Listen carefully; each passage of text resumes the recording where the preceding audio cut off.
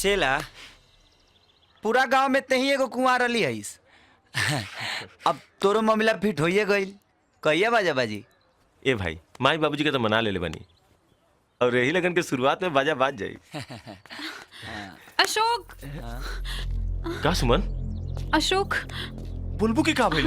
हमार बाबूजी हमार बियाह केहू और से तय करत अरे। का? हाँ।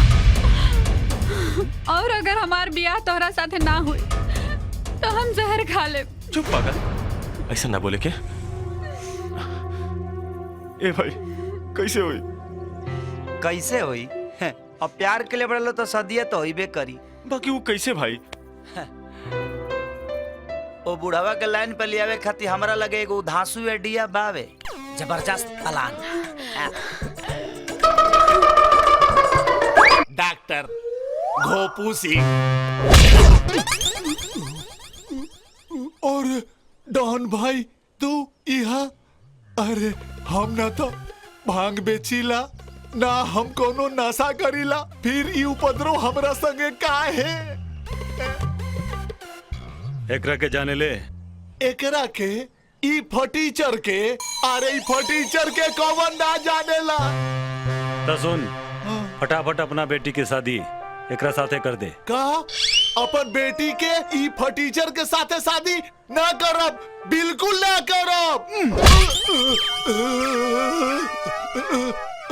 करब करब बिल्कुल करब डॉन भाई।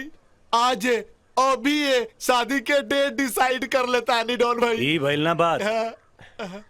चल अब तोर काम हो गइल, बस शादी के डेट तय कर लिया। अरे डॉन भाई का करता नहीं रहुरा? काहे? अरे एकरा बात पर विश्वास मत करी, डॉक्टर ह दवाई खानी बातों बदलेला भाई। ना ना ना ना ना ना यही सब व्यवस्था लेके आइल बानी।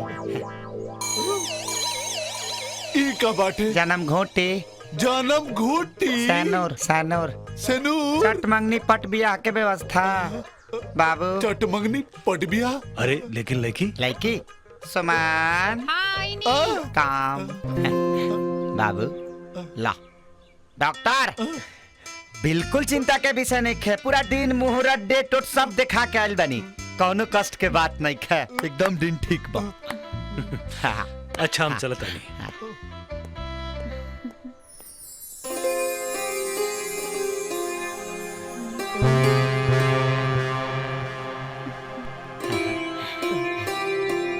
तो बड़का अनर्थ हो गई ले दादा।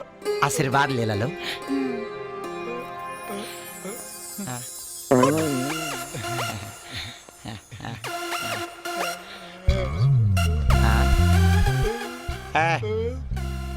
आपका कन्यादान देख के जाइब ना भगब। हटा हो गइल भाग ओकनी के हनीमून मनावे दो कि ओहुमे जाइब। भाई लोग बियाह खातिर एक चुटकी सिंदूर ही काफी बा। 2 लाख 3 लाख खर्चा के लगे कोनो जरूरत नहीं के। लेकिन बात जब हमरा वाली के पता चली कि हम 10 दिन खातिर बाहर जाता नहीं तो का जाने कौन कौन परमाणु बम हमरा पर छोड़ी रे दादा। ना तोहरा कहीं नहीं खे जाए के। सुना हमार बात, तोहरा कहीं नहीं खे जाए के। अरे तोहर स्त्री के धंधा से हमरा कोनो प्रॉब्लम नहीं खे तो काहे खातिर ट्रेनिंग लेवे जाता रहा? हाँ नेहा 10 दिन के तो बात बावे ना। 10 दिन? अरे परसों हम तोहरा के अपन बाबूजी से मिलावे के सोचत रहनी है और ये 10 दिन में कौन ट्रेनिंग हो जाई? हाँ 10 दिन में कोनो ट्रेनिंग होला? बोला। नेहा एक खाली हमरा के ट्रेनिंग पूरा का क्या जाएगा, ओकरा बाद कहबू तक जीवन भर घर से बाहर ना निकलब। हाँ ठीक बा। हाँ। बाकी हम हो चलब। अरे तू का करबू जाके हो जा। का करब मतलब? अरे तो ट्रेनिंग लेवे जाता रहा तो हर खाना पीना चाय नाश्ता टाइम टाइम पे होके के चाहिए ना। तू मन लगा के ट्रेनिंग करी है और हम मन लगा के तोहर सेवा करे। अरे डॉन भाई,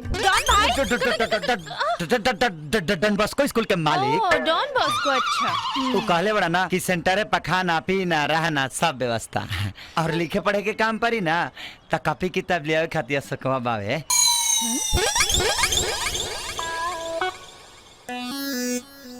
गुरु हाँ तू कहीं हमरा से झूठ तो नहीं के बोले? झूठ?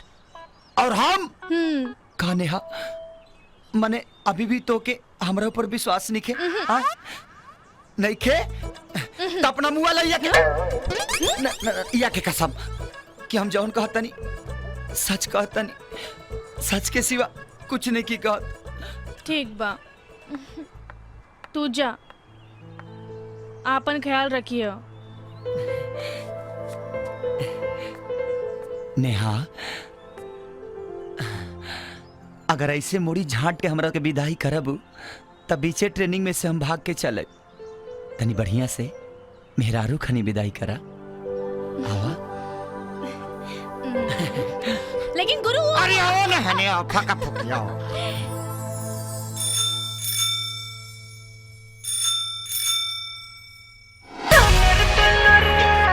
साइकिलिया करे टुनुर टुनुर,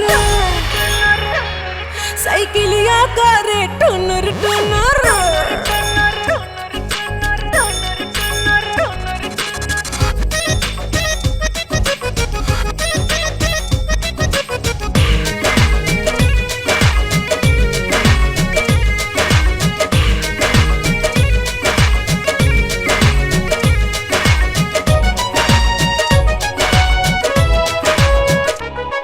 साइकिलिया करे टुनुर टुनुर, साइकिलिया करे टुनुर टुनुर। आइले मोर राजा जी साइकिलिया करे टुनुर टुनुर। आँखिया के सोझा